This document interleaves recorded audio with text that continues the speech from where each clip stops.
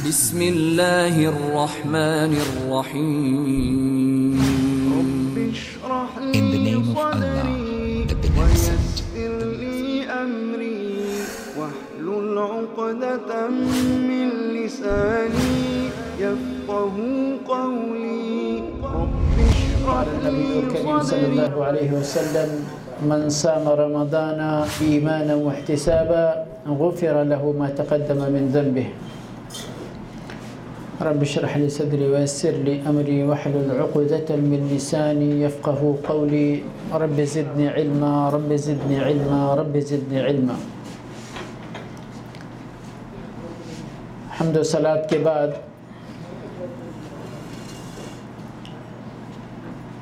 رب العالمین کا بے پایہ احسان ہے کہ پروردگار نے ہماری اور آپ کی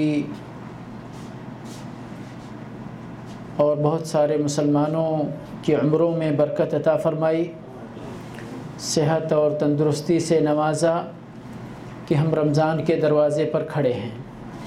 اللہ رب العالمین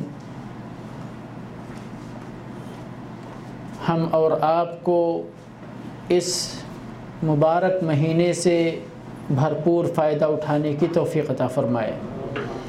آج کا درس جیسا کہ اعلان سے معلوم ہوگا کہ رمضان کے تعلق سے رمضان کے احکام اور اس مہینے کے بعض فضائل اور اس مہینے کے اندر جو محتم بالشان عبادت اللہ رب العالمین نے ہمیں عنایت فرمائی ہے، اس کے تعلق سے انشاءاللہ حسب توفیق گفتگو کی جائے گی۔ جیسا کہ آپ لوگوں کے سامنے حمد و صلات کے بعد اللہ رب العالمین کی کتاب قرآن عظیم کی ایک آیت کریمہ کی تلاوت کی گئی، جس کے اندر رب العالمین نے ہم مسلمانوں پر روزہ فرض کرنے کی بات ذکر فرمائی ہے، اور یہ فرمایا کہ یہ روزہ صرف تمہارے اوپر فرض نہیں کیا گیا، بلکہ یہ عبادت اتنی عظیم عبادت ہے کہ پروردگار نے تمام قوموں پر جو ہم سے پہلے گزر چکی ہیں ان پر اللہ رب العالمین نے جن انبیاء کرام کو ان کے درمیان مبعوث فرمایا، ان کے ذریعے روزے کا حکم انہیں بھی دیا، کیونکہ یہ روزہ دراصل ہم مسلمانوں کے لیے صرف اس معنی میں عظیم نہیں ہے کہ اس میں اجر و ثواب بہت زیادہ ہے، بلکہ اس معنی میں عظیم ہے کہ اس روزے کے ذریعے ہم مسلمانوں کی تربیت ہوتی ہے، ہمیں تقوی شعاری کا ڈھنگ معلوم ہوتا ہے، کیسے اللہ سے ڈرنا چاہیے، کیسے اپنے اوپر کنٹرول کرنا چاہیے، کیسے اپنی زبان کی حفاظت کرنی چاہیے، کیسے اپنی نگاہ کی حفاظت کرنی چاہیے، اپنے خیالات کی حفاظت کرنی چاہیے۔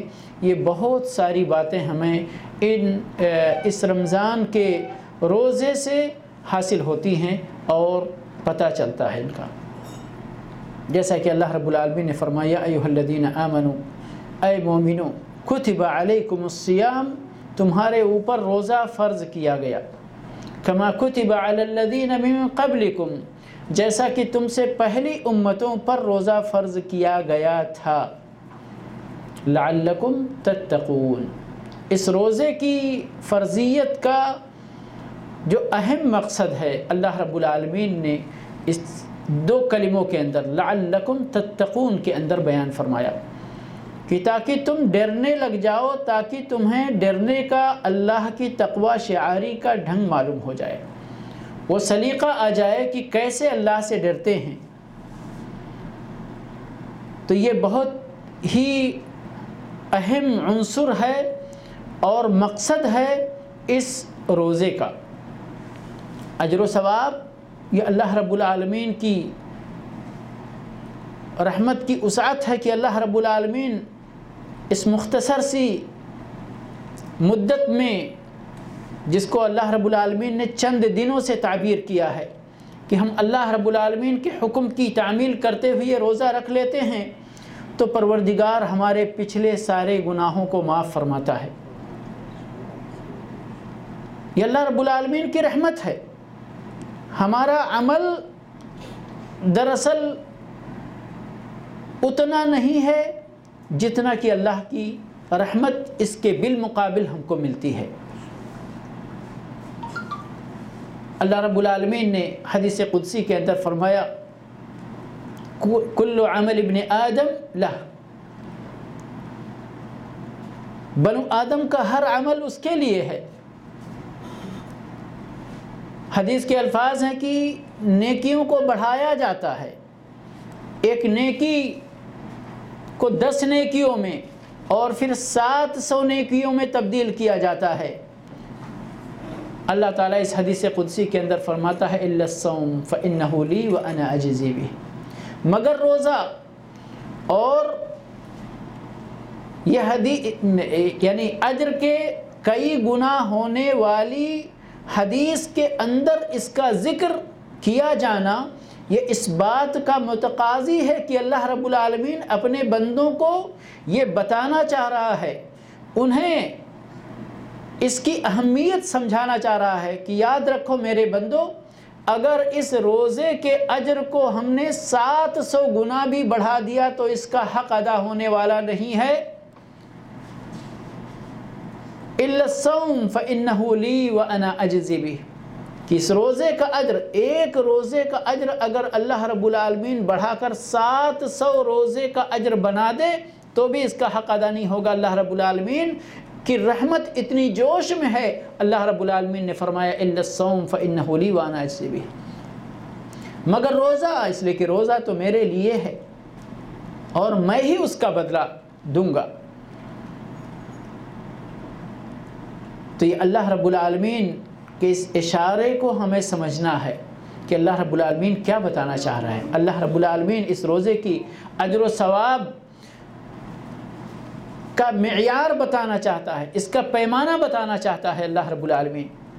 تو میرے بھائی اور دوستو، اس رمضان کے اندر جو روزہ ہمارے اوپر فرض کیا گیا ہے، اس کی بڑی اہمیت ہے، اس کا بڑا اجر و ثواب ہے، اور یہ اسلام کے 5 ارکان میں سے ایک رکن ہے، صرف فرضیت ہی نہیں ہے، صرف فرض ہی نہیں ہے۔ اللہ رب العالمین نے اپنے دین کے اندر بہت ساری باتیں اپنے بندوں کے اوپر فرض قرار دی ہیں، لیکن ان میں سے یہ 5 باتیں چن کر اللہ رب العالمین نے اس اسلام کے، اس دین کے پلر کے طور پر، رکن کے طور پر مسلمانوں کو دیا ہے کہ اے مسلمانوں، جسے اپنے اسلام کی عمارت کو باقی رکھنا ہے وہ یہ 5 ستونوں کو باقی رکھے، 5 ستونوں کو باقی رکھے۔ کلمہ لا الہ الا اللہ محمد رسول اللہ کی شہادت، نماز قائم کرنا، زکوٰۃ ادا کرنا، رمضان المبارک کے روزے رکھنا، اور استطاعت کے ساتھ حج بیت اللہ کرنا۔ تو اس کی بڑی اہمیت ہے، اور اس کے تعلق سے انشاءاللہ چند باتیں بالترتیب آپ کے سامنے عرض کی جائیں گے، جن میں کچھ باتیں جو عام طور پر اس رمضان کے تعلق سے بطور احکام ہمیں سمجھنا ضروری ہے، اور پھر اس کی فضیلت کے بارے میں۔ جب اس کی فضیلت کی بات کرتے ہیں تو ابھی ہمارے سامنے 2 نقطے ہیں جن کی فضیلت بیان کرنا ضروری ہے۔ ایک تو ماہ رمضان ہے۔ ماہ رمضان یہ اتنا مبارک مہینہ اللہ رب العالمین نے اس کو چن لیا ہے اپنے اس اہم اسلام کے اس اہم رکن کی ادائیگی کے لیے اور اس کی فرضیت کے لیے۔ اللہ رب العالمین کا اختیار ہے، اللہ رب العالمین جسے چاہتا ہے چنتا ہے، جس جگہ کو چاہتا چنتا، جس وقت کو چاہتا چنتا، جس شخصیت اور ذات کو چاہتا ہے اللہ چن لیتا ہے۔ اپنے انبیاء کرام کے لیے جن شخصیتوں کا انتخاب اللہ رب العالمین نے کیا ان کو چن لیا، اپنی عبادت گاہوں کے لیے جن جگہوں کو اللہ رب العالمین نے چاہا اختیار کیا، چن لیا، اور اسی طرح سے جن اوقات کو، یہ 12 مہینے سال کے ہیں، جن میں سے رمضان کا مہینہ اللہ رب العالمین نے چن لیا، اختیار کر لیا کہ اس کے اندر اس روزے جیسی اہم عبادت، عظیم الشان عبادت کو اس کے اندر ادا کرنے کا مطالبہ اللہ رب العالمین نے کیا۔ اسی کے اندر لیلۃ القدر کو رکھا، اسی کے اندر اللہ رب العالمین نے قرآن کریم کو نازل فرمایا۔ تو یہ اللہ رب العالمین کا اختیار ہے۔ تو رمضان المبارک کی فضیلت، کتنا مبارک مہینہ ہے، اور اس کے بعد میں جس عظیم الشان کو اللہ رب العالمین نے ہم بندوں سے، ہم مسلمان بندوں سے، مومن بندوں سے طلب کیا ہے کہ ہم اسی مہینے کے اندر ادا کریں۔ میری مراد ہے روزہ رکھنا اس مہینے کے 29 یا 30 دنوں کے اندر، اس کا کتنا بڑا اجر و ثواب ہے، اس کی کتنی اہمیت ہے، اس کا اجر اللہ رب العالمین نے کس طرح سے بیان فرمایا کہ اس کا کتنا بڑا اجر ہے کہ ایک روزے کا اجر اگر 700 گنا بھی بڑھایا جائے تو اس کا حق ادا نہیں ہوگا۔ یہ اسی روزے کی بات کی ہے اللہ رب العالمین نے۔ تو میرے بھائی اور دوستو، رمضان کا یہ جو مبارک مہینہ ہے، اس کی کتنی بڑی فضیلت ہے۔ سب سے بڑی فضیلت تو یہ ہے کہ اللہ رب العالمین نے اس کو اپنی اس سرزمین پر آخری کتاب نازل کرنے کے لیے اس مہینے کو اللہ رب العالمین نے چن رکھا۔ شہر رمضان الذی انزل فیہ القرآن۔ اور جس رات میں اس قرآن کی برکت دیکھیے کہ جس رات کے اندر، اسی مہینے کی ایک رات ہے جس رات کے اندر اللہ رب العالمین نے قرآن کریم کو نازل فرمایا، اس رات کو 1000 مہینوں سے بہتر قرار دیا۔ انا انزلناہ فی لیلۃ القدر وما ادراک ما لیلۃ القدر لیلۃ القدر خیر من 1000 شہر۔ 1000 مہینوں سے بہتر ہے۔ جس نے اس رات کو پا لیا، عبادت کر لیا، عبادت کا حق ادا کر دیا، تو گویا کہ اس کی عمر میں اس ایک دن کے بدلے 83 سال 4 مہینے کا اضافہ ہو گیا۔ 83 سال 4 مہینہ جس میں اس نے صرف عبادت کیا ہے اللہ رب العالمین کی، 83 سال 4 مہینہ۔ کتنی لمبی عمر حاصل کر لی اگر کسی بندے نے اس طرح کی 10 راتیں اپنی زندگی میں حاصل کر لیں۔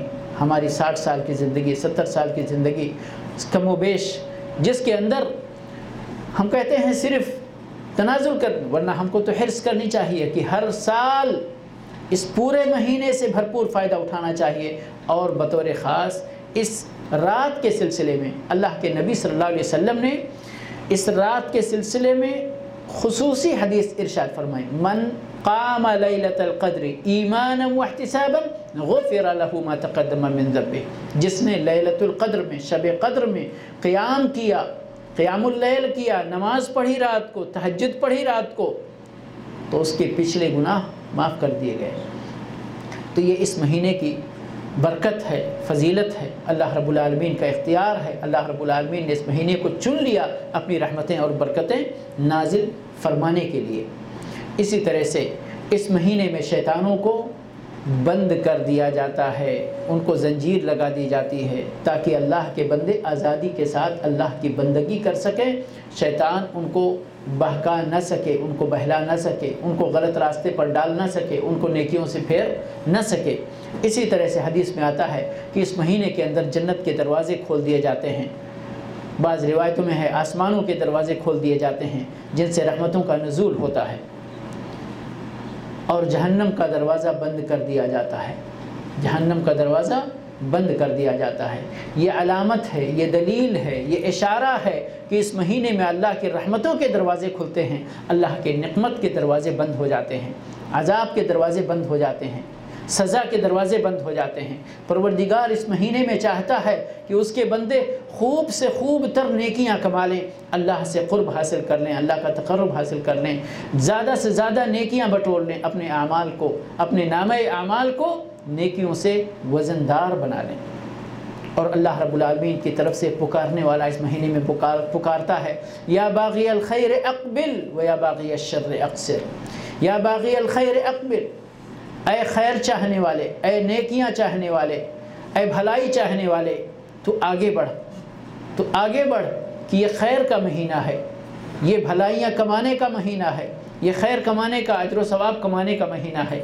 وَيَا بَاغِيَ الشَّرِّ اقصر، اور اے برا چاہنے والے تو پیچھے ہٹ جا، تو کوتاہ بن جا، کہ یہ برائیوں کا مہینہ نہیں ہے، یہ خیر و برکات کا مہینہ ہے، یہ رحمات کا مہینہ ہے، یہ اللہ رب العالمین کی مغفرت کا مہینہ ہے۔ تو یہ چند باتیں ہمیں یاد رکھنی چاہیے کہ یہ اس مہینے کی برکت کے طور پر اللہ رب العالمین نے اتاری ہیں۔ اس کے بعد جب ہم بات کرتے ہیں اس مہینے کے اندر جو اللہ رب العالمین نے روزہ ہم پر فرض قرار دیا ہے، اس کی اہمیت کتنی ہے، اس کا اجر و ثواب کتنا ہے، اللہ کو کتنا یہ پسندیدہ عبادت ہے، تو میرے بھائی اور دوستو، یہ روزہ اللہ کا ایک اہم فریضہ ہے، اور فریضہ ہی نہیں بلکہ ہمارے دین اسلام کا ایک اہم رکن ہے۔ اور اس کا ثواب کتنا ہے؟ صرف ایک حدیث، من صام رمضان ایمانا واحتسابا غفر له ما تقدم من ذنبه، جس نے رمضان المبارک کا روزہ رکھا ایمان کی حالت میں، احتساباً اجر و ثواب کی نیت سے، یعنی اخلاص کے ساتھ، ریا کے لیے نہیں، دکھاوے کے لیے نہیں، لوگوں کا ساتھ دینے کے لیے نہیں، بلکہ صرف اور صرف اللہ رب العالمین سے اجر و ثواب کی نیت لے کر روزہ رکھتا ہے۔ ورنہ اگر ہم نے دکھاوے کے لیے روزہ رکھا، ہم نے اللہ رب العالمین کے لیے اپنی نیت خالص نہیں کی، تو پھر یہ بھوک اور پیاس کا کوئی فائدہ ہمیں نہیں ملے گا۔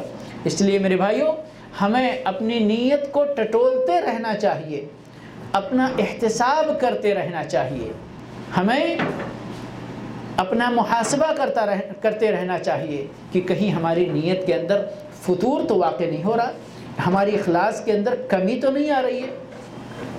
تو من صام رمضان ایمانا واحتسابا غفر له ما تقدم من ذنبه،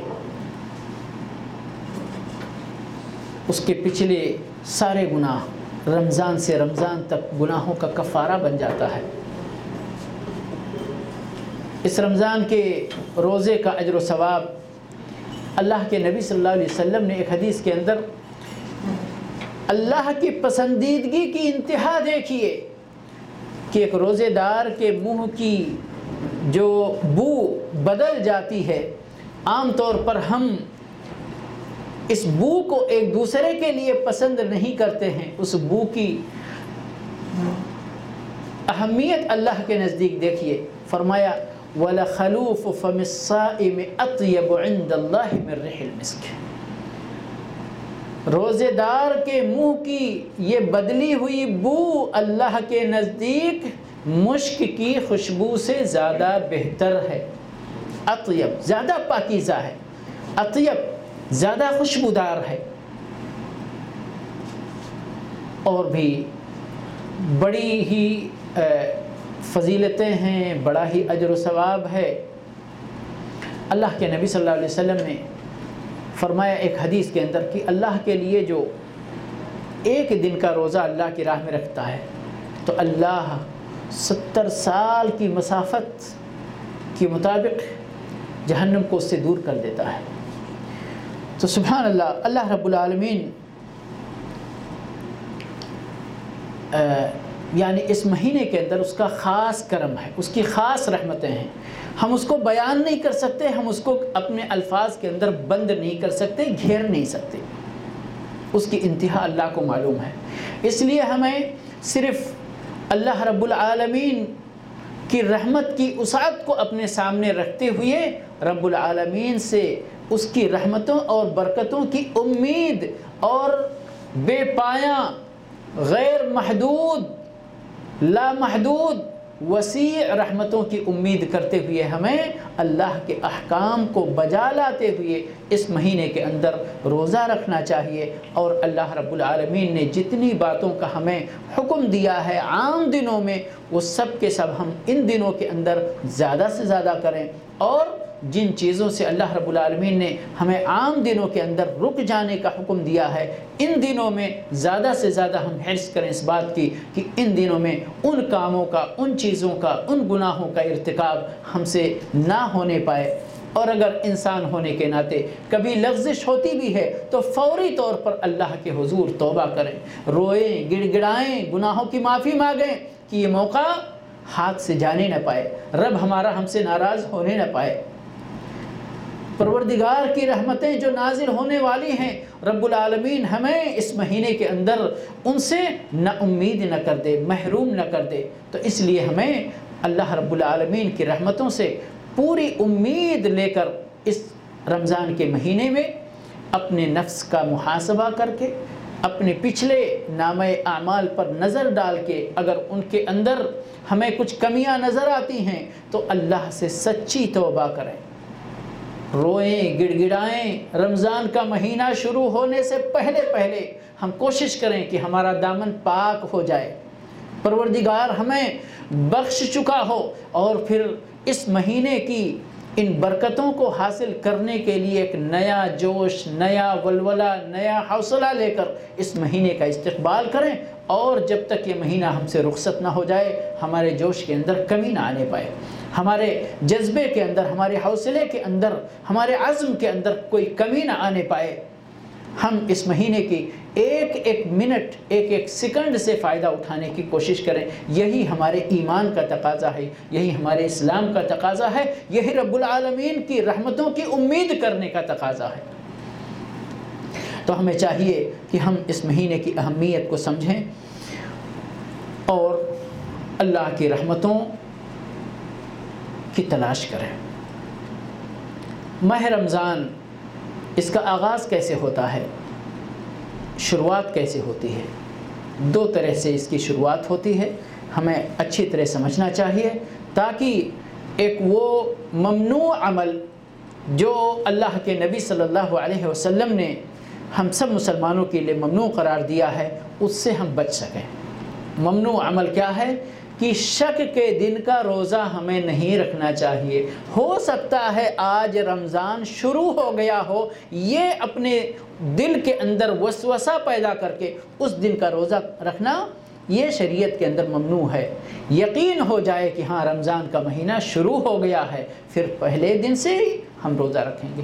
کیسے ہمیں یقین ہوگا؟ دو طریقے ہیں۔ پہلا طریقہ یہ ہے کہ آپ چاند دیکھ لیں، اپنی نگاہوں سے دیکھ لیں، یا آپ کے مسلمان بھائی جو با اعتماد ہیں، عدول ہیں، ثقہ ہیں، قابل بھروسہ ہیں، وہ دیکھیں اور لوگوں کو خبر دیں۔ ٹھیک ہے؟ تو یہ ایک طریقہ ہوا۔ دوسرا طریقہ، اگر چاند دیکھنے میں پریشانی ہو گئی، مشقت ہو گئی، بدلی ہے، غبار ہے، کسی بھی وجہ سے مطلع صاف نہیں ہے، جو بھی رکاوٹ ہے، آپ شعبان کی 30 تاریخ مکمل کیجئے، اور 30 تاریخ مکمل کرنے کے بعد جو اگلے مہینے کا پہلا دن ہے وہ آپ کی رمضان کا افتتاح ہے اور رمضان کا آغاز ہے۔ شک کے دن کا روزہ نہیں رکھنا چاہیے، اور ہمیں رمضان کے آمد کا یعنی پختہ علم ہو جائے، اور علم حاصل کرنے کی یہی دو طریقے ہیں، پھر ہمیں روزہ رکھنا چاہیے۔ روزہ کہتے کس کو ہیں؟ ہم روزہ اتنی دیر سے کہہ رہے ہیں۔ عربی زبان میں صوم کا لفظ یا صیام کا لفظ اس کے لیے استعمال کیا گیا ہے، جس کے معنی اگر لفظی معنی ہم ڈکشنری کا معنی اگر دیکھنا چاہتے ہیں تو اس کے معنی ہوتے ہیں امساک، رک جانا۔ اب کن چیزوں سے رک جانا، کب سے کب تک رکنا، اور کس وجہ سے رکنا، یہی ہے رمضان یا روزے کی تعریف، یہی ہے روزے کی تعریف۔ اگر ہم اس کی ڈیفینیشن بیان کرنا چاہیں، شریعت کے اندر اس کا جو اصطلاحی معنی ہے وہ ہم بیان کرنا چاہیں تو اس کا معنی یہی ہے۔ کن چیزوں سے رکنا؟ روزہ توڑ دینے والی چیزوں سے، جس میں کھانا پینا، ہم بستری، بہت ساری چیزیں آتی ہیں، ان سے رک جانا۔ کب سے رکنا، کب تک رکنا؟ طلوع فجر سے لے کر رکنا اور غروب آفتاب تک رکنا۔ کیوں رکنا؟ کیا نیت لے کر؟ وجہ کیا ہے؟ اللہ کی عبادت اور اللہ کی بندگی اور اللہ سے اجر و ثواب کی نیت لے کر رکنا۔ اللہ نے ہم کو آج کے دن کا روزہ رکھنے کا حکم دیا ہے، فجر سے لے کر غروب آفتاب تک روزہ توڑ دینے والی ساری چیزوں سے رکنا اللہ رب العالمین سے اجر و ثواب کی نیت لے کر، بندگی کی نیت سے، روزہ رکھنے کی نیت سے کہ اللہ رب العالمین نے ان اوقات کے اندر ہم کو ان چیزوں سے منع فرمایا ہے، اس لیے اللہ کے حکم کو بجا لاتے ہوئے ہم ان چیزوں سے رک رہے ہیں، اسی کا نام روزہ ہے، اسی کا نام روزہ ہے۔ فرضیت کے بارے میں اس کی اگر تاریخ دیکھیں تو سن 2 ہجری کی بات آتی ہے کہ سن 2 ہجری کے اندر رمضان کا روزہ فرض ہوا، اور یعنی اس کے سلسلے میں فرضیت کے لیے سب سے صریح آیت یا ایھا الذین آمنوا کتب علیکم الصیام کما کتب علی الذین من قبلکم لعلکم تتقون، یہ آیت ہو گئی۔ اور اسی طرح سے فمن شہد منکم الشہر فلیصمہ، کہ جو رمضان کا مہینہ پالے تو اس کو چاہیے کہ رمضان کا روزہ رکھے۔ اور اسی طرح سے اللہ کے نبی صلی اللہ علیہ وسلم کی وہ حدیث جہاں اسلام کے ارکان کو بیان کیا گیا ہے، جس کے اندر حدیث جبریل بڑی مشہور ہے، اور اسی طرح سے بنی الاسلام علی 5 شہادت اللہ الہ الا اللہ، یہ 2 حدیثیں بڑی مشہور ہیں۔ حدیث جبریل کہتے ہیں جبریل علیہ السلام اللہ کے نبی صلی اللہ علیہ وسلم کے پاس آئے تھے اور اسلام کے بارے میں، ایمان کے بارے میں، احسان کے بارے میں اور قیامت کے وقت کے بارے میں سوال کیا۔ جب جواب نہیں ملا تو اس کی نشانیوں کے بارے میں سوال کیا۔ یہ چند سوالات تھے۔ جانے کے بعد اللہ کے نبی صلی اللہ علیہ وسلم نے صحابہ کرام سے، حضرت عمر رضی اللہ تعالیٰ عنہ سے فرمایا کہ جبریل آئے تھے تاکہ یہ سوالات کریں اور میری زبان سے ان سوالات کا جواب نکلے اور یہ سارے لوگ سنیں اور یہ دین کی تعلیم کا ذریعہ بنے۔ تو یہ ہے۔ اور اس کے بعد بنی الاسلام علی 5 شہادت اللہ الہ الا اللہ وان محمد رسول اللہ واقام الصلاۃ وایتاء الزکاۃ وصوم رمضان وحج بیت اللہ من استطاع الیہ سبیلا۔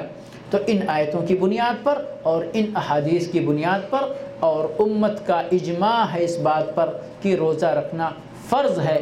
اگر اس کی فرضیت کا کوئی بندہ، کوئی مسلمان اپنے آپ کو مسلمان کہتے ہوئے لا الہ الا اللہ محمد الرسول اللہ کا اقرار اور اس کی گواہی دینے کے باوجود بھی کہتا ہے رمضان کا روزہ فرض نہیں ہے، تو وہ کافر مانا جائے گا، وہ کافر مانا جائے گا۔ اور اگر فرضیت کا انکار نہیں کرتا ہے پھر بھی عملی طور پر رمضان کا روزہ نہیں رکھتا ہے تو اس نے اپنے اسلام کے 5 ستونوں میں سے ایک ستون کو ڈھا دیا، ایک ستون کو ڈھا دیا اس نے۔ تو سن 2 ہجری کے اندر یہ روزہ فرض کیا گیا۔ اب روزہ جب ہم شروع کرنے کی بات کرتے ہیں کہ ہمیں روزہ رکھنا چاہیے تو سب سے پہلا مسئلہ جو درپیش ہوتا ہے وہ روزے کی نیت کیسے کی جائے، اور اس کے سلسلے میں باقاعدہ امت کے اندر زمانے قدیم سے ابھی تک بھی جھگڑا چلا آ رہا ہے کہ نیت کیسے کی جائے۔ اور صرف رمضان کے روزے کا مسئلہ نہیں ہے بلکہ اور بھی بہت ساری عبادتوں کا، جیسے نماز کا مسئلہ ہے کہ زبان سے نیت کرنے کا رواج ہماری امت کے اندر یعنی پھیلا ہوا ہے۔ اور الحمدللہ ابھی اس بات کے زمانے میں حتیٰ کہ جن کو بڑی ضد تھی اس سلسلے میں ان کی طرف سے بھی کافی کلیریفیکیشن سامنے آیا ہے۔ خاص طور پر جو جملہ مشہور ہے نیت کے لیے ہمارے یہاں بصوم غد نویت من شہر رمضان، یہی جملہ مشہور ہے۔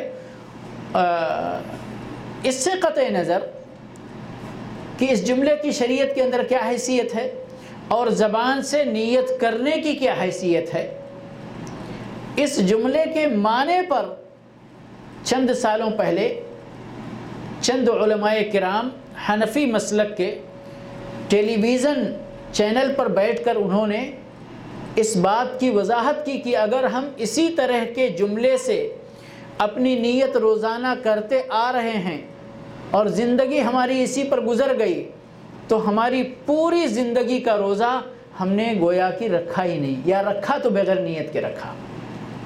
وضاحت کی ہے انہوں نے۔ کیسے؟ بصوم غد نویت من شہر رمضان، یعنی ہم کل کے دن کے روزے کی نیت کر رہے ہیں۔ روزہ کس دن کا ہے؟ آج کا ہے، اور نیت کل کے دن کے روزے کی ہے۔ گویا کہ ہم نے آج کے دن کی روزے کی کوئی نیت نہیں کی، آج کے دن کا روزہ ہمارا بغیر نیت کے گیا۔ اور میں نے اس سے پہلے بھی کئی بار اس بات کی وضاحت کی ہے کہ ہمارے اپنے اردو سمجھنے والے احباب سے بہت سارے مواقع پر غلطیاں ہوئی ہیں، اور ان غلطیوں کی بنیاد اور وجہ جو ہے وہ عربی زبان کو کما حقہ نہ سمجھنے کی ہے۔ اس میں سے ایک یہ جملہ بھی ہے، شاید اگر ان کو یہ جملہ شروع سے ہی سمجھ میں آ جاتا کہ میں کس چیز کی نیت کر رہا ہوں، تو نیت کے الفاظ ممکن ہے وہ بدل کر کسی طرح کرتے۔ اگر ان کو اسی بات پر ضد تھی کہ ہمیں الفاظ میں ہی نیتیں کرنی ہیں، تو بھی الفاظ کچھ دوسرے کرتے، اس طرح سے بصوم الیوم کہتے کم سے کم کہ آج کے دن کے روزے کی میں نیت کر رہا ہوں، بصوم غد نہیں۔ آپ کو عربی میں معلوم ہے نا یہ نیت کب کی جاتی ہے؟ سحری کے وقت کرتے ہیں نا، سحری کے وقت کرتے ہیں۔ عربی میں دن کب شروع ہوتا ہے؟ مغرب کے ساتھ دن شروع ہو جاتا ہے، اور وہ دن کب تک قائم رہتا ہے؟ دوسرے دن مغرب تک۔ یعنی آج ہم فجر کے ٹائم نیت کر رہے ہیں، تو گویا کہ آج کے جو دن شروع ہو چکا ہے اسی دن کے روزے کی ہمیں نیت کرنی ہے۔ تو ہم کل والے کی کر رہے ہیں، آج کا دن یوں ہی گزر رہا ہے۔ بہت سارے حتیٰ کہ یہ جو نیت کا مسئلہ ہے، اور نیت کے اندر یہ جو یعنی ایک مسئلہ بن گیا، بہت بڑا مسئلہ، وہ صرف اور صرف عربی میں نوا ینوی کا معنی نہ سمجھنے کی بنیاد پر۔ انما الاعمال بالنیات، یقیناً نیت کی تو شرط ہے کہ کوئی بھی عمل ہم بغیر نیت کے، کوئی بھی عمل کا مطلب اللہ کی عبادت، بغیر نیت کو خالص کیے ہوئے اور بغیر نیت کے اگر ہم کرتے ہیں تو اس عمل کا اعتبار نہیں ہوگا۔ ٹھیک ہے، مسئلہ ہے یہاں پر نیت کرنے کا طریقہ۔ میں نے ایک بار لمبی گفتگو کی ہے نیت کے سلسلے میں، یہاں پر مجھے یاد ہے، لیکن ہو سکتا ہے بہت سارے بھائی ہمارے اس میں رہے کہ نہیں رہے، یاد نہیں مجھ کو، کیونکہ اللہ رب العالمین نے انسان کے جسم میں بہت سارے اعضاء بنائے ہیں نا، اور ہر عضو کا جتنے بھی ہمارے ہاتھ ہے، پیر، آنکھ، کان، ناک جتنے بھی ہیں، ٹھیک ہے، سب کا جو فنکشن ہے، جو وظیفہ ہے، جو کام کرنا ہے، اس کام کی تعبیر کے لیے جس طرح ہمارے اردو میں الفاظ ہیں اسی طرح عربی میں الفاظ ہیں، اور اسی طرح ہر زبان میں۔ چونکہ یہ زبان کون استعمال کر رہا؟ ہم جیسے انسانی استعمال کرتے ہیں، چاہے وہ اردو بولیں چاہے عربی بولیں، تو سب زبانوں کا تقاضا ایک ہی ہوتا ہے، تعبیر کا جو یعنی سسٹم ہے وہ ایک ہی سسٹم ہے، صرف کلمات الگ الگ ہیں۔ تو آنکھ کا فنکشن کیا ہے؟ دیکھنا ہے نا، اور پیر کا فنکشن کیا ہے؟ چلنا ہے۔ تو چلنا کا لفظ جب کوئی بولتا ہے تو اس سے آنکھ کا کام سمجھ میں آتا ہے یا پیر کا کام سمجھ میں آتا ہے؟ اسی طرح سے جب دیکھنے کا لفظ کوئی بولتا ہے اردو زبان میں تو پیر کا کام سمجھ میں آتا ہے یا آنکھ کا کام سمجھ میں آتا ہے؟ آنکھ کا کام سمجھ میں آتا ہے نا۔ بالکل بعین ہی اسی طرح لفظ نیت نوا ینوی کا لفظ عربی زبان میں جس طرح پیر کے کام کے لیے عربی زبان میں مشا یمشی کا لفظ بنا ہے، ٹھیک ہے، اور آنکھ کے کام کے لیے نظر ینظر کا لفظ بنا ہے یا بصرہ کا لفظ بنا ہے، اسی طرح دل کے کام کے لیے نوا ینوی کا لفظ بنا ہے۔ سمجھ گئے؟ تو جب عربی زبان میں ہمارے رسول صلی اللہ علیہ وسلم نے یہ حدیث ارشاد فرمائی انما الاعمال بالنیات، تو عرب کے لوگوں نے بالکل کسی نے آ کر وضاحت نہیں کیا، نہیں تو بات تو سوال تو آتا نا، صحابہ کرام یوں ہی چوکتے نہیں، صحابہ کرام آ کر فوراً پوچھتے۔ اس حدیث کے بعد دوسری نماز کا جو ٹائم تھا وہ آ کر سوال کرتے، اللہ کے نبی صلی اللہ علیہ وسلم بتائیے اب تو ہم کو نماز پڑھنا ہے، اب کیسے ہم نیت کریں؟ کسی ایک صحابی سے حدیث کے پورے دفاتر آپ ڈھونڈ ڈالیے، کھنگال ڈالیے، پلٹ ڈالیے، اور آپ کسی ایک صحابی سے اس طرح کا کوئی استفسار نبی صلی اللہ علیہ وسلم کے سامنے کہ اب نماز کا ٹائم آ گیا، ہم کس طرح نیت کریں، نہیں ملا۔ کیوں؟ وجہ کیا ہے؟ کیونکہ سارے لوگوں کو معلوم تھا کہ نیت کا مطلب کیا ہوتا ہے، نیت کیسے کی جائے گی۔ عربی سمجھنے والے تھے، نوائنوی کا لفظ انہوں نے انما الاعمال بالنیات کا لفظ سنا تو فوراً سمجھ میں آ گیا۔ اس کا دو فائدہ ہے۔ اس کا ایک فائدہ تو یہ ہے کہ آپ جو عمل کر رہے ہیں وہ ہوش و حواس کی حالت میں کر رہے ہیں یا کہ بے ہوشی کی حالت میں کر رہے ہیں۔ اسی لیے کہتے ہیں کہ ایک مجنون آدمی ہے، ایک بے ہوش آدمی ہے، ایک سویا ہوا آدمی ہے جس کی عقل مکمل نہیں ہے، تو اس کے عمل کا اعتبار نہیں ہے۔ کیوں اعتبار نہیں ہے؟ کہ اس کی نیت یہاں پائی نہیں جاتی ہے، مکمل نہیں ہوتی ہے۔ نیت دل کا کام ہے، وہ کب کام کرتا ہے؟ جب دل پورے ہوش و حواس میں ہو۔ اور دل اور دماغ کا تعلق اتنا گہرا تعلق ہے، اور ڈاکٹروں کو بھی پورا علم نہیں ہوا کہ دل اور دماغ کا کیا تعلق ہے۔ ریسرچ پہ ریسرچ چل رہے لیکن کوئی فائدہ نہیں ہے، سمجھ گئے؟ تو بہرحال یہاں نیت دل سے،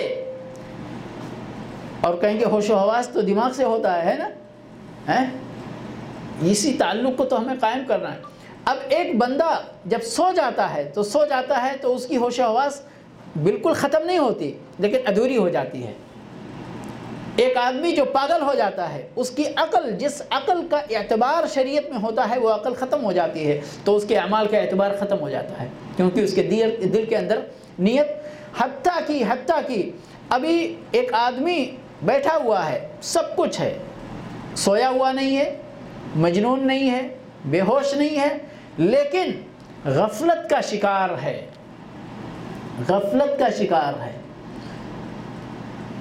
اس غفلت میں بھی کبھی کبھی آپ یعنی خود اپنی بات چیت کرنے میں آپ جس کو کچھ بات کر رہے ہیں وہ آپ کی بات سمجھ نہیں رہا ہے۔ وجہ کیا ہوتی ہے؟ آپ کے سامنے سب کچھ، اس کی صلاحیتیں پوری ہیں، لیکن اس وقت اس کا دل اور دماغ آپ کی طرف نہیں ہوتا، کہیں اور ہوتا ہے، آپ کی طرف اس کی توجہ نہیں ہوتی ہے، تو آپ کی بات سمجھ نہیں پا رہا ہے وہ۔ تو یہاں ایک فائدہ تو یہ ہے کہ آپ جو کام اللہ کے لیے کر رہے ہیں وہ ہوش و حواس کی حالت میں یہ سمجھ کر رہے ہیں، یہ بوجھ کر کہ میں اللہ کے لیے اس عمل کو انجام دے رہا ہوں، یہی نیت ہے، ٹھیک ہے۔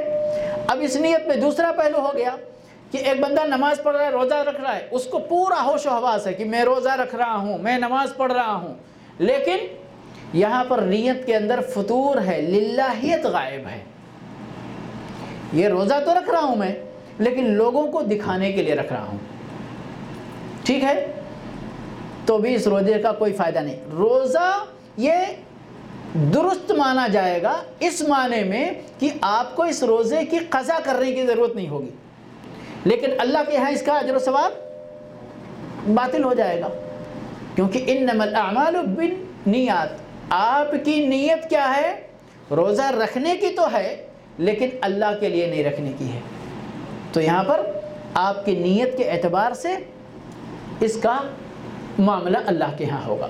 تو یہ میرے بھائی، اس سے قطع نظر میں نے بتایا کہ اتنی باتیں میں نے اس لیے کہہ دی کہ یہ نیت کا جھگڑا بہت پرانا جھگڑا ہے، اور ابھی بھی لوگ اس جھگڑے میں، اتنا علم کی ترقی کے باوجود ابھی بھی اس جھگڑے میں پڑے ہوئے رہتے ہیں، جبکہ ہم سب لوگ اس بات کا دعویٰ کرتے ہیں کہ ہم اللہ کے بندے ہیں، اللہ کے نبی صلی اللہ علیہ وسلم کی امتی ہیں، اور اللہ کے نبی صلی اللہ علیہ وسلم کی سنت کے شیدائی ہیں، آپ کے پیروکار ہیں، لیکن بعض مسائل آتے ہیں، شیطان نے ہم کو اس طرح الجھا دیا ہے کہ اس وقت پیروکاری، تابعداری، نقش قدم پر چلنے کی بات، نبی کو اپنا اسوہ، قدوہ، نمونہ، آئیڈیل ماننے کی بات سب پیچھے چلی جاتی ہے، اور ہماری وہی بات نہیں ہمارے علماء پرانے کہہ کے گئے، ہمارے باپ دادا ایسے کر کے گئے، کیا ان کو نہیں معلوم تھا؟ وہ سارے بہانے وہی جو ہر قوموں کے شیطانی جو بہانے ہوا کرتے تھے، وہی بہانے ہم مسلمانوں کے سامنے آ جاتے ہیں۔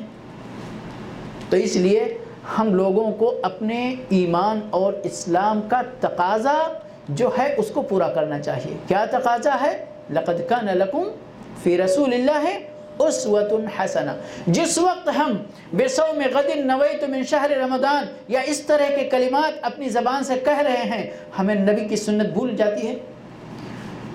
کیا ہے ہمارے سامنے کوئی ایسی سنت، کوئی ایسی حدیث کی جس میں اللہ کے نبی صلی اللہ علیہ وسلم نے نیت کرنے کا یہی طریقہ ہم کو سمجھایا ہو، یا اپنے صحابہ کرام کو بتایا ہو، کر کے دکھایا ہو، یا کہا ہو آپ نے؟ یقیناً نہیں۔ تو پھر ہمیں اس چکر میں کیوں پڑھنا چاہیے، کیوں الجھنا چاہیے، کیوں جھگڑا کرنا چاہیے؟ کوئی میٹر نہیں ہے میرے بھائی اور دوستو۔ نیت دل کا کام ہے، دل سے روزہ رکھنے کا پختہ عزم کرنا اور اپنی اس نیت کو اللہ کے لیے خالص کرنا، یہی نیت کافی ہے ہمارے روزے کے لیے اور روزے کی قبولیت کے لیے انشاءاللہ۔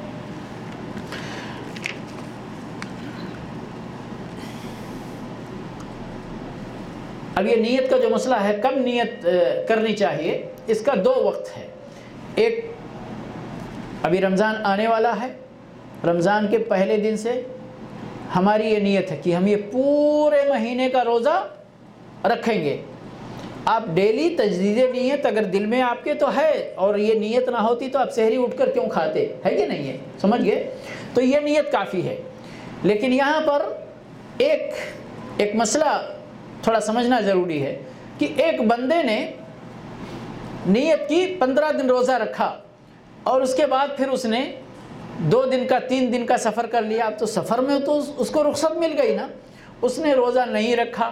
اب دوبارہ جو باقی روزے ہیں اس کے لیے یہاں ضروری طور پر گویا کہ تجدید نیت، وہ بھی دل کے اندر ہی یاد رکھیں، نیت کرنے کا جو طریقہ ہم نے بتایا مسلم طریقہ شریعت کے اندر، وہ یہی دل کے اندر۔ خلاص 15 روزے کو آپ سفر پہ گئے، 16 کو 17 کو 18 کو جتنے کو بھی آپ واپس آئے، آپ کی رخصت کی مدت ختم ہوئی۔ اب باقی مدت کے لیے آپ نے پھر اپنے بھائی جو بھی 12 دن 13 دن 10 دن جو باقی ہے وہ ہم پورے کا روزہ رکھیں گے۔ ہمارا اس بات پر عزم ہے، اللہ کے لیے رکھیں گے، اللہ سے اجر و ثواب اور اللہ کی بندگی کرتے ہوئے رکھیں گے، کافی ہے۔ روزانہ اس کی تجدید کا ٹائم کیا ہے؟ جب آپ سحری کھاتے ہیں تو گویا کہ اب آج کے دن کے ٹائم کھانے پینے کا ختم ہو رہا ہے، ٹائم ختم ہونے کے ساتھ آپ رک جاتے ہیں۔ آپ کے رکنے کی وجہ یہی ہے کہ آپ کے دل کے اندر وہ نیت موجود ہے، اور یہی کافی ہے، اور یہی کافی ہے۔ صرف یہاں مسئلہ ہے اخلاص نیت کا۔ روزانہ آپ کو اپنی نیت کو ٹٹولتے رہنا ہے۔ 10 دن تو آپ نے خوب اللہ کے لیے روزہ رکھا، 11ویں دن شیطان نے کچھ وسوسہ ڈالا کہ بھئی آپ کو تو ظاہر کرنا ہے نا کہ آپ دیکھو اتنی مشقت کے باوجود بھی روزہ رکھتے ہیں اللہ کے لیے، یا کوئی بھی ایسی بات آ گئی شیطان کی طرف سے، وہاں پر اسی وقت اپنی نیت کا علاج کرنا ہے آپ کو، اپنی نیت کا علاج کرنا ہے آپ کو، تاکہ خالص نیت لے کر آپ یہ روزہ پورے مہینے کا مکمل کریں۔ اور روزے کا وقت تو میں پہلے بتا چکا ہوں، صبح صادق سے لے کر کے غروب آفتاب تک، صبح صادق سے لے کر کے غروب آفتاب تک۔ اللہ رب العالمین کا ارشاد ہے وَكُلُوا وَاشْرَبُوا حَتَّى يَتَبَيَّنَ لَكُمُ الْخَيْطُ الْأَبْيَضُ مِنَ الْخَيْطِ الْأَسْوَدِ مِنَ الْفَجْرِ، کھاؤ پیو یہاں تک کہ صبح کا سفید دھاگا رات کے کالے دھاگے سے واضح ہو جائے۔ اور یہاں یہ دھاگے کا جو چکر ہے وہ حقیقت میں دھاگا رکھ کر ہم کو نہیں دیکھنا ہے، بلکہ اس سے مراد ہے صبح صادق اور صبح کاذب، سمجھ گئے؟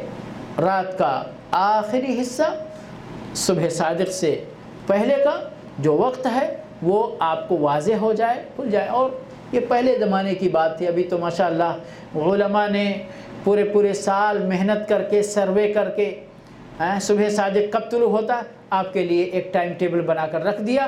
آپ کے ہاتھ میں گھڑی ہے، موبائل میں گھڑی ہے، دیوار پر گھڑی ہے، آپ وہ ٹائم دیکھیے اور کافی ہے۔ الحمدللہ مسجدیں بھی آباد ہیں، وہاں سے اذان کی آواز بھی آتی ہے اور یہی کافی ہے۔ البتہ کسی مسجد کے بارے میں اگر آپ کو پتہ ہے کہ یہ مؤذن صاحب احتیاط زیادہ کرتے ہیں، 5 منٹ پہلے ہی اذان دے دیا کرتے ہیں، آپ کو معلوم ہے روزانہ آپ سنتے ہیں، تو یہ 5 منٹ کا اختیار آپ کو ہے کہ آپ اس سے فائدہ اٹھائیں۔ مؤذن صاحب کی آواز سن کر آپ بند نہ کریں، یہ آپ کا حق ہے، کوئی مسئلہ نہیں۔ روزہ کن لوگوں پہ فرض ہے؟ روزہ ہر مسلمان آدمی پر فرض ہے جو عاقل ہو، بالغ ہو اور مقیم ہو، مسافر نہ ہو، ٹھیک ہے؟ مسافر کے لیے رخصت ہے، چاہے تو روزہ رکھے اور چاہے تو روزہ نہ رکھے، تو اس کے اوپر واجب نہیں ہے، گویا کہ وجوب وہاں پر ختم ہو جاتا ہے اور رخصت آ جاتی ہے اس کی جگہ پہ۔ اور بندہ روزہ رکھنے پر قادر ہو، یعنی اتنا صحت مند ہو کہ روزہ رکھنے کی طاقت اس کے پاس پائی جاتی ہو۔ اور اسی طرح سے خواتین کے لیے مسئلہ یہ ہے کہ وہ حیض اور نفاس کی حالت میں نہ ہوں، حیض اور نفاس کی حالت میں روزہ رکھنا یہ جائز نہیں ہے۔ روزے کو باطل کرنے والی چیزیں چند چیزیں ہیں، بالکل آپ انگلیوں پہ گن سکتے ہیں اس کو۔ سب سے اہم چیز ہے جو یعنی سب سے عام چیز ہے کھانا پینا، کھانا پینا۔ اب وہ کھانے پینے کی شرط کیا ہے کہ آپ جان بوجھ کر کھائیں، اگر بھول کر کھا لیا آپ نے تو روزہ آپ کو نہیں ٹوٹے گا، یہ اللہ کی رحمت ہے۔ دیکھیے اللہ کے نبی صلی اللہ علیہ وسلم حدیث ارشاد فرماتے ہیں من نسیہ، جو بھول گیا اور اس کے بعد پھر فاکل او شرب، کھا لیا یا پی لیا، فلیتم صومہ، تو اس کو چاہیے کہ اپنا روزہ پورا کرے۔ کیا فرماتے ہیں نبی صلی اللہ علیہ وسلم؟ فإنما أطعمه الله وسقاه، او کما قال صلی اللہ علیہ وسلم، یہ اللہ نے اس کو کھلایا اور پلایا ہے۔ بھول گیا، غفلت طاری ہو گئی اور بندے نے کھا لیا، خاص طور پہ یہ مہینے کے ابتدائی دنوں میں جس کو روزہ رکھنے کی عادت نہیں ہے، اور یعنی ابتدائی دنوں میں اس طرح کا حادثہ ہوتا ہے اور بہت سارے لوگوں کو اس طرح کا، تو ان کو بہت سارے لوگ اسی وقت سوال کرتے ہیں۔ معلوم ہونا چاہیے کہ بھول کر کھانے پینے سے روزہ نہیں ٹوٹتا، جان بوجھ کر اور اپنے اختیار سے، ایک شرط اور ہے، اپنے اختیار سے اگر آپ نے کھایا، کسی کے مجبور کرنے پر،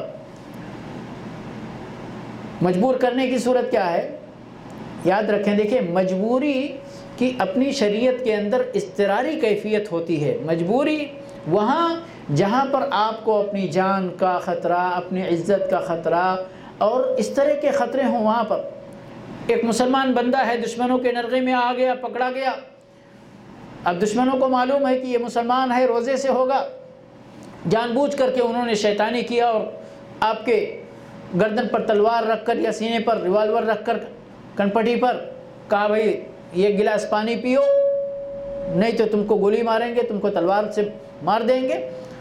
تو اس بندے کو چاہیے کہ شوق سے پیے،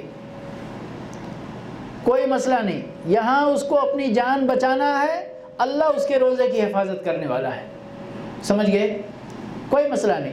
تو جان بوجھ کر کھانا، اپنے اختیار سے کھانا، بھول کر یا کسی کے مجبور کرنے پر کھانے سے روزہ نہیں ٹوٹتا ہے۔ اسی طرح سے جان بوجھ کر قے کرنا، یعنی کہ اگر خود سے قے آ جائے، قے کے سلسلے میں فرق ہے، خود سے قے اگر آ جائے تو اس سے روزہ نہیں ٹوٹتا، لیکن اگر کسی بھی وجہ سے بندے کو جان بوجھ کر قے کرنا پڑا، اس کو لانا پڑا، تو پھر اس سے روزہ ٹوٹ جائے گا، اس کو اس دن کی قضا کرنی پڑے گی۔ اسی طرح سے خواتین کے لیے اگر حیض و نفاس کا معاملہ آ جائے تو روزہ ٹوٹ جاتا ہے، بھلے ہی افطاری سے چند منٹ، افطاری کے وقت سے چند منٹ پہلے کا ہی معاملہ کیوں نہ ہو۔ اسی طرح سے ہم بستری کرنا اور نیا مسئلہ جو بہت سارے لوگوں کو ضرورت پڑتی ہے خون لینے کی، مریضوں کو یا طاقت کا انجیکشن لینے کی، تو خون لینے سے بھی روزہ ٹوٹ جاتا ہے اگر دن میں انہوں نے لیا، یا طاقت کا انجیکشن لینے سے، یا ڈرپ جس کو ہمارے اپنے یہاں گلوکوز چڑھانا بولتے ہیں، تو اس سے ان ساری چیزوں سے بھی روزہ ٹوٹ جائے گا۔ اسی طرح سے طاقت کا انجیکشن لینے سے بھی روزہ ٹوٹ جاتا ہے، طاقت کا انجیکشن لینے سے بھی روزہ ٹوٹ جاتا ہے۔ اور ایک مسئلہ، ایک یعنی چھوٹا سا مسئلہ ہے لیکن تھوڑا سا سمجھنے کا ہے، اگر کسی بندے نے کبھی دن میں، اب یہ روزے کا وقت فجر سے لے کر کے شروع ہوا اور مغرب تک ہے نا، بیچ میں کبھی روزہ نہ رکھنے کی نیت کر لی، ٹھیک ہے، تو اس سے بھی اب روزہ ٹوٹ جائے گا۔ مثال اس کی، کسی بندے نے سفر کیا، اب اس کو سفر کی مشقت برداشت نہیں ہو رہی ہے، شریعت نے اسے رخصت دی ہے کہ وہ روزہ توڑ سکتا ہے۔ اس نے پکا ارادہ کر لیا کہ اب تو میں روزہ نہیں رہوں گا، ٹھیک ہے، روزہ نہیں رہوں گا۔ اب کھانے پینے کی کوئی چیز تلاش کرنے لگا، لیکن اتفاق سے اس کو کھانے پینے کی چیز کوئی نہیں ملی، تو نیت تو اس کی نیت تو ختم ہو چکی ہے، ابھی اس نے روزہ توڑنے کی پکی نیت کر لی ہے، ٹھیک ہے، تو اس کی وہ جو نیت فجر کے وقت سے لے کر غروب کے وقت تک مستمر رہنا چاہیے، باقی رہنا چاہیے، اس نیت کے اندر کمی آ گئی، فطور آ گیا، تو اس کی وجہ سے بھی روزہ ٹوٹ جاتا ہے، اور اس دن کے روزے کی بھلے ہی اس کو کھانے کے لیے کچھ نہیں ملا، پینے کے لیے کچھ نہیں ملا، لیکن اس کی نیت کے حساب سے اس کا روزہ ٹوٹ گیا، اس کو قضا کرنی چاہیے۔ واللہ تعالی عالم بالصواب۔ اچھا، یہ تو چیزیں تھی روزہ یعنی کو توڑ دینے والی چیزیں۔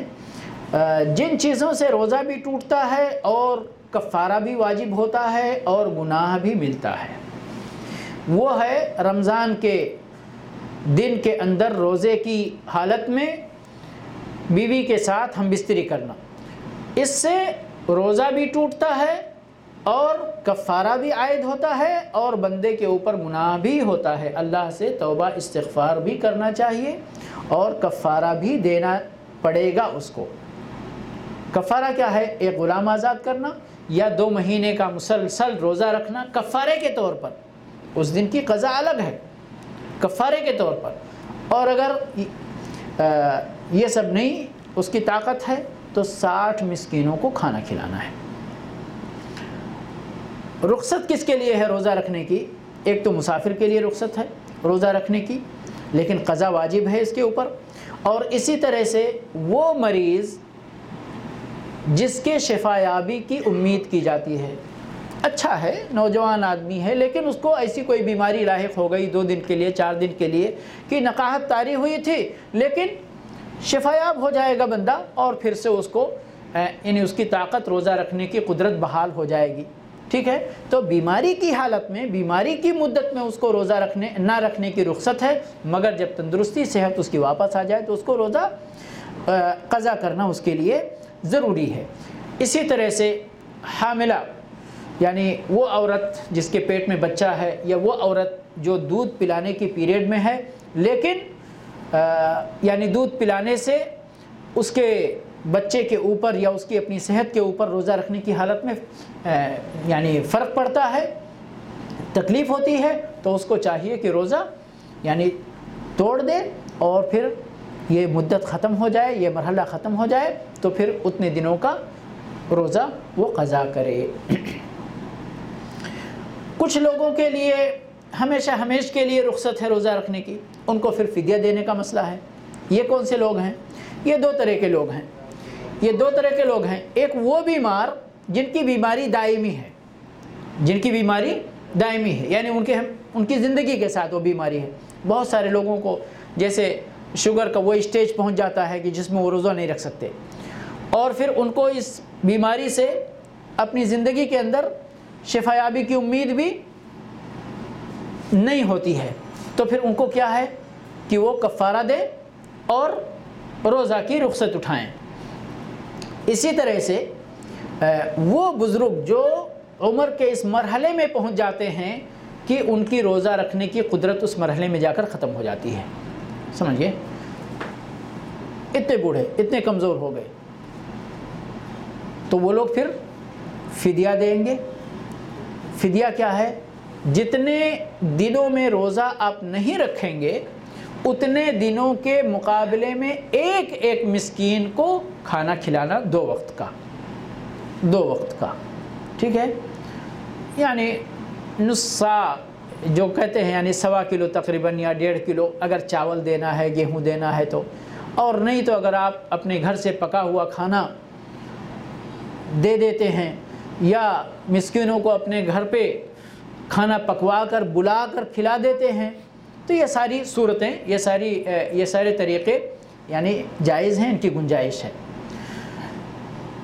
البتہ بہت سارے لوگ پیسہ دینے کے قائل ہیں، پیسہ نہیں دینا چاہیے۔ جہاں جہاں پر اللہ رب العالمین نے کھانے کی بات کی ہے وہاں پر پیسے کی بات ہم کو نہیں کرنی چاہیے۔ ہاں پیسہ دے سکتے ہیں آپ، کس کو دے سکتے ہیں پیسہ؟ ڈائریکٹ جو مستحق ہے نا اس کو نہیں دے سکتے، لیکن جو اس مستحق کا مندوب ہے آپ اس کو دے سکتے کہ وہ نہیں آپ کا مندوب ہے۔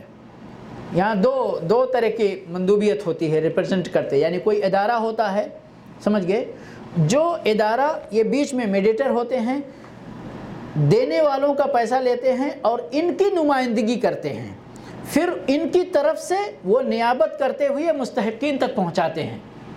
ایسے لوگوں کو آپ پیسہ دے سکتے ہیں، کیونکہ آپ نے پیسہ ڈائریکٹ مستحق کو نہیں دیا ہے، اپنے کسی نائب کو دیا ہے جو آپ کی طرف سے کھانا خرید کر ان کو پہنچانے والا ہے، تو اس میں کوئی حرج کی بات نہیں ہے، سمجھ گئے۔ ڈائریکٹ فقیر کو آپ پیسہ دیں یہ درست نہیں ہے۔ جیسے صدقہ فطر کا معاملہ ہے، صدقہ فطر میں بھی وہی ہے، صاع من طعام و صاع من اللہ کے نبی صلی اللہ علیہ وسلم نے جن چیزوں کا ذکر فرمایا۔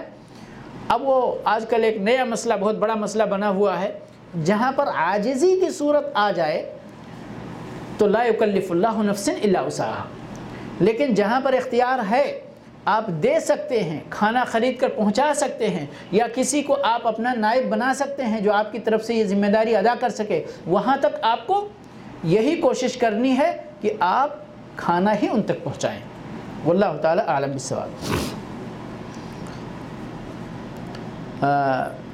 روزہ چند چیزوں سے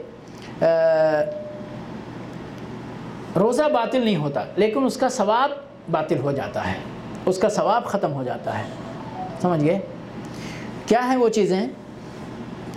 جیسے ایک بندہ روزہ رکھتا ہے اور نماز نہیں پڑھتا ہے، روزہ رکھتا ہے اور نماز نہیں پڑھتا ہے، ٹھیک ہے، اب اس نے روزہ تو رکھا، فجر سے لے کے مغرب تک کچھ نہیں کھایا پیا، ٹھیک ہے، لیکن نماز شب قدر کے لیے قرآن بھی ہے اور حدیث بھی ہے، نبی صلی اللہ علیہ وسلم کا عمل بھی ہے، صحابہ کرام کا عمل بھی ہے، اور پورے اسلاف کرام کے عمل کا ایک سلسلہ قائم ہے، لیکن ہمیں اس کی اتنی فکر نہیں ہوتی جتنی شب برات کی فکر ہوتی۔ یہ ہم نے پیمانہ الٹ دیا ہے، پلٹ دیا ہے۔